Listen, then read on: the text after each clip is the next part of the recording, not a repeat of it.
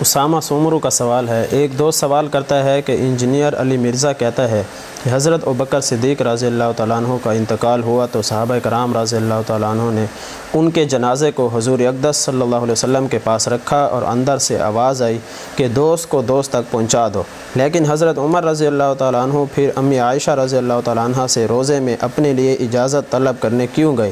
وہ بھی کہتے نا کہ جب میرا انتقال ہو جائے تو میری میت کو روزے پر لے جانا اور اجازت مانگنا، اس پر تفصیل سے رہنمائی فرما دیں۔ بھائی اسامہ، انجینئر بیچارے کو دین کا کوئی علم بھی نہیں ہے، وہ انجینئر بنا ہے کالج پڑھ کے اور مولوی بنا ہے گھر بیٹھ کے مطالعہ کر کے۔ آپ خود اندازہ لگا لیں کہ اس کا علم کتنا ہے۔ جو انجینئرنگ کے لیے کالج جائے، یونیورسٹی جائے، انسٹیٹیوٹ جوائن کرے، ٹیوشن سینٹر جوائن کرے، پروفیسروں کے پاس بیٹھے اور پھر سارے معاملات کرے، پھر جا کر انجینئر کہلائے، پتہ نہیں کیا ہے یا نہیں کیا، لیکن ہوتا عموماً ایسے۔ مولوی بننا اتنا علم دین لاوارث ہو چکا ہے، گھر بیٹھ کے 4 کتاب ہے، حاجی حاجی یہ علم دین ہوتا ہے، اس علم دین کہتے ہیں۔ تو اس بیچارے نے اوٹ پٹانگ مارنے ہیں، اسی لیے مارنے ہیں کہ بیچارے کا حال یہی ہے۔ جب ہم نے ان کو چیلنج کیا کہ ہمارے ساتھ بیٹھیں، جی سستی شہرت حاصل کرنے کے لیے بات کر رہے ہیں، یہ سستی شہرت ہے، دنیا میری گفتگو کو دیکھ رہی ہے۔ انجینئر کا کلپ دیکھیں اور یوٹیوب پہ ہمارے کلپ دیکھیں، انجینئر کے ویڈیوز فیس بک پہ دیکھیں اور ہماری دیکھیں۔ سوشل میڈیا ہمیں کب سے جانتے ہیں، اسے کب سے جانتا ہے سوشل میڈیا۔ اللہ کے بندے، میں نے تو انجینئر کو جو جواب دیا، مجھے بڑے بڑے حضرات نے کہا کہ اس جیسے بندے کو آپ منہ لگاتے ہیں جس کو دنیا نہیں پوچھتی، آگ لگاؤ کھڈے لینے پاؤ حضرت کی گالے مٹی پاؤ انہوں، یہ کہتے ہیں مشہور ہونے کے لیے۔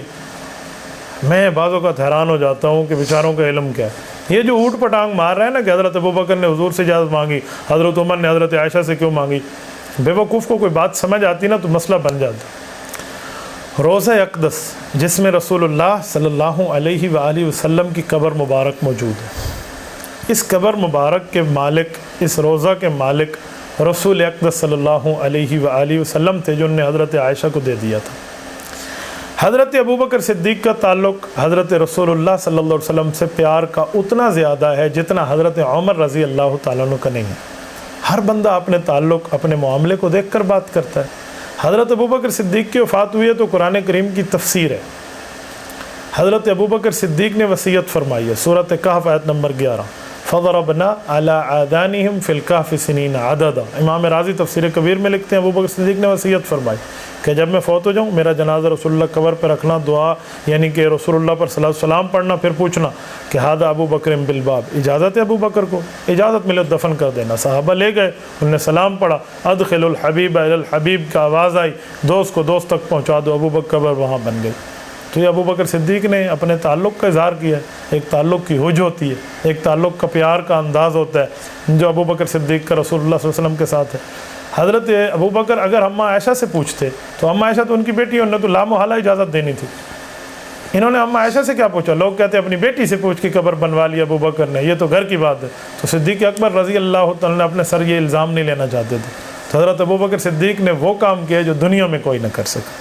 صدیق اکبر نے ایسی وصیت کر دیا جو عام بندے کی وہاں پہنچ بھی نہیں ہے۔ وہاں پہنچ کیسے سکتی ہے؟ اس کی پہنچ وہاں سوچ بھی نہیں جا سکتی، اور اس سوچ کو اللہ نے 100% ابو بکر کی پورا فرمایا۔ صحابہ کرام لے کر گئے۔ یہ نصیحت غلط ہوتی تو جنازہ اٹھانے والے حضرت علی ہیں، جنازہ اٹھانے والے حضرت عمر ہیں، جنازہ اٹھانے والے حضرت عثمان ہیں، جنازہ اٹھانے والے صحابہ ہیں، عشرہ مبشرہ ہیں۔ یہ ابو بکر صدیق کی وصیت غلط ہوتی ہے، عمل نہ کرتے تو یہ لے گئے۔ اب حضرت عمر کی وفات کا وقت آیا، شہادت کا وقت آیا، تو حضرت عمر نے اپنے بیٹے کو حضرت عائشہ کے پاس بھیجا کہ ان سے جا کر اجازت لیں۔ ابو بکر صدیق رضی اللہ تعالیٰ عنہ کا زیادہ تعلق رسول اللہ سے تھا، وہاں سے مانگا، اور حضرت عمر نے دستور کے مطابق فیصلہ کیا۔ دستور اور اصول اور قانون یہ ہے کہ جو بندہ وہاں کا مالک بیٹھا ہوا ہے اس سے بات کر لی جائے۔ تو حضرت اماں عائشہ سے پوچھ لیا، حضرت اماں عائشہ نے اجازت دے دی ہے۔ تو حضرت عمر فاروق کی بیٹی تو نہیں تھی حضرت عائشہ جو ان سے نہ پوچھتی حضرت عمر، یا ان کے اوپر کوئی شبہ آتا یا ان پر کوئی الزام آتا کہ اپنی بیٹی سے پوچھا ہے۔ حضرت عمر فاروق کی کوئی بیٹی تو نہیں ہے اس سلسلے میں، ڈائریکٹ کوئی بیٹی کا رشتہ تو اماں عائشہ سے نہیں ہے۔ آپ کیسی بات کر رہے ہیں؟ بطور ماں ہونے کا ہے کہ ام المؤمنین ہے۔ حضرت عمر فاروق رضی اللہ عنہ کو تقویٰ دیکھیں، جب زخم لگا، زخمی ہوئے، فرمایا جا کر پوچھاؤ، کا اجازت مل گئی۔ پھر کہا بیٹا جب میری روح قبض ہو جائے، میں فوت ہو جاؤں، ایک بار پھر جانا، ہو سکتا ہے میری حکمرانی کی وجہ سے، ہو سکتا ہے میرے حیا کی وجہ سے، ہو سکتا ہے میری زندگی میں میرے سامنے میرے احسان کے معاملات اس طرح کے دیکھ کر اب میں عیش نے اجازت دی ہو، جب میں فوت ہو جاؤں میری دنیاوی زندگی ختم ہو جائے، ایک بار پھر جانا ویریفائی کرانے کے لیے، اماں سے پوچھنا اجازت ہے، اگر اس وقت بھی اماں جان اپنے فیصلے پر برقرار رہیں اور قائم رہیں تو میری قبر وہاں بنا دینا، ورنہ نہ بنانا۔ اللہ اکبر، قربان جائے عمر فاروق کے تقوی اور طہارت پہ۔ تو یہ بیٹا پھر گیا ہے، اماں نے کہا میں نے جو پہلے کہہ دیا تھا وہ کہہ دیا، حضرت عمر کو اجازت مل گئی، دوبارہ ویریفائی ہو گیا، اٹیسٹڈ ہو گیا وہی اجازت جو پہلے تھی، اب حضرت عمر فاروق کی قبر وہاں بنی ہے۔ اس روضہ اقدس کا ایک مالک رسول اللہ صلی اللہ علیہ وسلم، وفات کے بعد ملک زائل نہیں ہوتی پیغمبر کی، ما ترکناہ صدقہ، صدقہ بنتا تب ہے جب متصدق زندہ بھی ہو، اپنے مال کا مالک بھی ہو۔ حضرت رسول اللہ صلی اللہ علیہ وسلم کے قرب میں جگہ مانگنے پر ابو بکر صدیق نے حضور سے مانگی، حضرت عائشہ رضی اللہ عنہا زندہ سلامت موجود اپنے مال کی مالکہ حضرت عمر نے اجازت ان سے مانگی، ایک اجازت خامد سے مانگ رہا، ایک اجازت بیوی سے مانگ رہا، دونوں گھر کی بات ہے، خامد اجازت دے دے تب بھی اجازت، بیوی اجازت دے دے تب بھی اجازت۔ انجینئر اللہ نے تجھے عقل دی ہوتی تو سمجھ جاتا، انجینئر اللہ نے تجھے فہم و فراست دیا ہوتا تو سمجھ جاتا۔ انجینئر صاحب اعتراض کرنے سے پہلے اگر آپ کے بارے میں کوئی روحانیت آپ نے کس سے سیکھی ہوتی، کوئی علماء سے تجربہ سیکھا ہو سمجھ جاتا۔ اجی وہ تو بخاری مسلم سے نیچے بات نہیں کرتا، اب میں نے کہا بخاری مسلم تو بعد میں ہے، یہ تو قرآن کریم کی تفسیر ہے جسے مرزا جھٹلا رہا ہے۔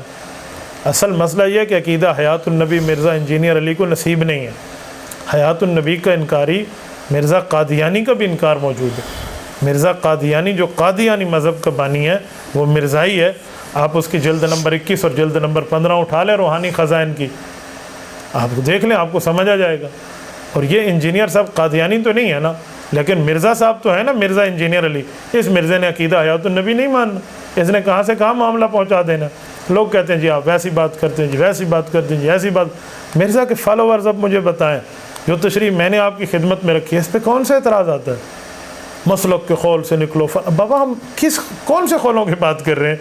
ہم حقیقت میں سمجھائے دیتے ہیں اور چہرے بتاتے ہیں مسئلہ ہوتا کیا ہے۔ یقین مانے نسب دانی اپنی جگہ، ہاتھ کی لکیروں کا معاملہ اپنی جگہ، کردار بتاتا ہے یہ نسب کہاں سے مل رہا ہے۔ تو اسامہ آپ بے فکر رہیں، انجینئر کا کام نہیں ہے اس طرح بات کرنا۔ باقی ایک بات کھلی کھلی ہے، جب سے انجینئر صاحب نے چیلنجز شروع کیے تھے اور ہم نے جواب شروع کیے ہیں، اب جواب کے بعد انجینئر کبھی ہمارا نام لے کر چیلنج کا جواب نہیں دے گا، کبھی قبول نہیں کرے گا، کبھی ہمارے ساتھ نہیں بیٹھے گا۔ میں نے تو کھلی آفر کیا کہ انجینئر صاحب صرف قرآن پہ بات کرنی ہے تو ہم قرآن کی عربی متن پہ بات کریں گے ترجمے کے ساتھ، تفسیر پہ نہیں جائیں گے۔ آپ کہتے ہیں نہیں تفسیریں بھی مانیں گے تو میں بھی تفسیر پیش کروں گا۔ آپ کہتے ہیں نہیں صرف حدیث ماننی ہے، ہم بھی حدیث پہ آتے ہیں۔ آپ کہتے ہیں نہیں حدیث کی تشریح پہ آنا ہے، ہم بھی تشریح پہ آتے ہیں۔ آپ کہتے ہیں نہیں اجماع صحابہ پہ آنا ہے، ہم اجماع صحابہ پہ آتے ہیں۔ آپ کہتے ہیں نہیں لغت عرب پہ آنا ہے، ہم لغت عرب پہ آتے ہیں۔ آپ کہتے ہیں نہیں فقہ پہ آنا ہے، ہم فقہ پہ آتے ہیں۔ آپ کہتے ہیں نہیں باقی سب چھوڑو صرف عقلیات پہ آ کر بات کرتے ہیں، میں اس پہ بھی تیار ہوں۔ آپ بیٹھے تو صحیح، تھوڑا فیس ٹو فیس بیٹھ کے معاملہ طے تو ہونے دینا، ذرا نظر سے نظر آنکھیں چار ہونے دے، بات فائنل ہو جائے گی۔ یہ کیا آپ گھر میں بیٹھ کے یوں ہو گیا جی، یوں ہو گیا، یوں ہو گیا جی، یوں ہو گیا۔ مرزا صاحب ہمیں سمجھائیں، ذرا مجھے سمجھ آئے، آپ سمجھائیں، آپ بتائیں، آن ایئر چلائیں، ہاتھ ملائیں گے السلام علیکم کر کے، وآخر دعوانا تک آن ایئر چلائیں، ان کے بندے اپنی پوری ٹیم چلائیں اور ہمارے بندے بھی آن ایئر چلائیں، ایک سیکنڈ کے لیے ویڈیو ڈسکنیکٹ نہ ہو۔ دنیا فیصلہ کر کے رکھ دے گی کہ بات اصل ہے کیا، دودھ کسے کہتے ہیں، پانی کسے کہتے ہیں، یہ فائنل ہو کر آ جائے گا کہ جو ہے نا کیا کہتے ہیں وہ کاغذ کے پھولوں سے کبھی خوشبوئیں نہیں آیا کرتی۔ تو حضرت ابو بکر صدیق کی بات کو لے کر حضرت عمر کو غلط ثابت کرنا اور حضرت عمر کی بات کو لے کر ابو بکر کو غلط ثابت کرنا، اصل میں دراصل کچھ اور نظریہ کار فرما ہے۔ وہ کیا ہے؟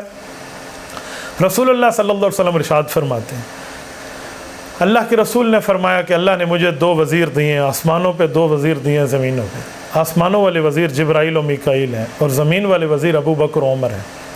جبرائیل اور میکائیل کے دشمن کون تھے جو ان کو آپس میں غلط کہہ کر لڑاتے تھے؟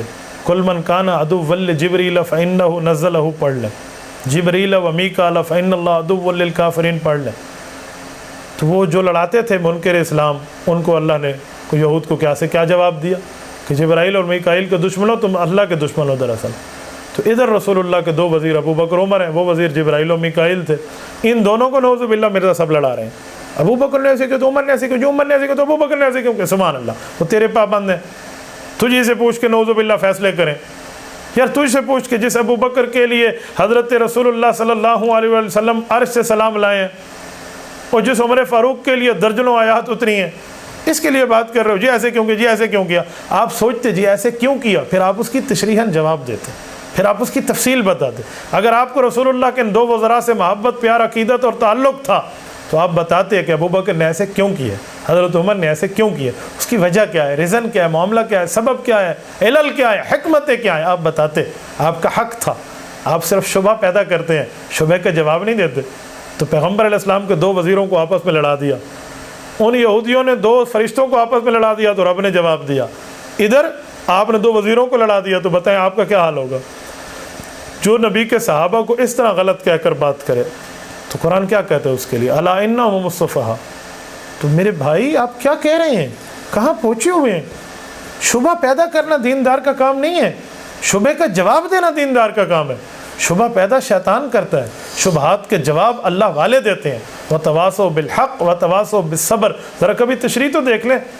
آپ نے تشریحیں تو پڑھی نہیں، آپ نے تو لفظوں کے چکر میں پڑھنا ہے، اور وہ بھی 2 4 5 چیزیں پڑھ کے جی ایسے ہو گئے جی نانا نانا نانا، یہ باتیں ہوتی ہیں، یہ اہل علم کے پوائنٹ ہیں. جی میں تو پھکی دے رہا ہوں، تو پھر بس آپ پھکی دیتے رہیں گے. پھکیاں ان کو دیں جو جسمانی طور پہ کمزور ہوتے ہیں. جی میری شادی ہو رہی ہے، میں نے اپنا پاس ٹھیک نہیں گزارا، جی مجھے پھکی دے دیں. آپ نے پھکی دے دی. الحمدللہ ہماری جوانی، ہمارا بچپن، ہمارا لڑکپن اور آج تک کی زندگی اس بات کا شاہد عدل ہے کہ ہم نے الحمدللہ سینہ اٹھا کر گزارا ہے. اب ہمارے ساتھ بات کریں ذرا. میں دیکھتا ہوں پھکی لینی کہ دینی نہ پڑ جائے. پھکی تو چھڈو، سوا اس تو وڈا ہوتا ہے. تسی سوا نہیں ویکھا، سوا کنوں کہندے نے. تو مرزا صاحب کی باتیں تو ہم نے تحت قدم رکھ کے دے دی ہیں انشاءاللہ تعالی. اب یہ ایسا کوئی نہیں کہے گا.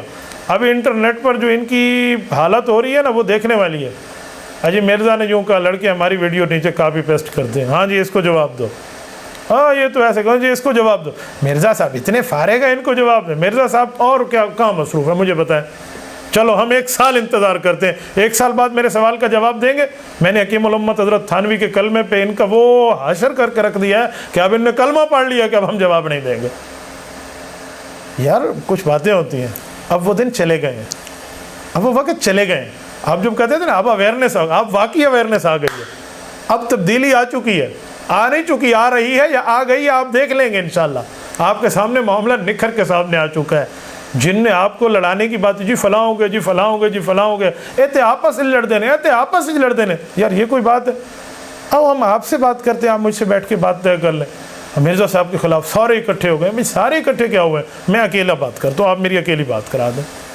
تو بھائی اسامہ جو آپ نے سوال فرمایا، میں نے شبہ کو توڑ کے رکھ دیا ہے. اہل حق کا کام شبہ کو توڑنا ہوتا ہے، شبہ پیدا کرنا نہیں ہوتا. میری دعا ہے اللہ انجینئر علی مرزا صاحب کو ہدایت عطا فرمائے، اللہ پاک ان کی لغزشات کو معاف فرمائے، خطاؤں سے درگزر فرمائے. اگر وہ مخلص ہیں تو دین مخلصین سے آ کر سمجھے اور بیان کرے. میں کوئی اعتراض نہیں ہے، کوئی انجینئر عالم بن سکتا ہے، لیکن عالم بنے تو گھر بیٹھے خود کا جی میں نے پڑھ لیا وہاں بھی علم آیا تو میری کرامت ہے، تو یوں نہیں ہوگا. بات اصول کی ہوتی ہے تو اصول سے لے کر چلا کریں. تبارك الذي نزل الفرقان على عبده ليكون للعالمين نذيرا.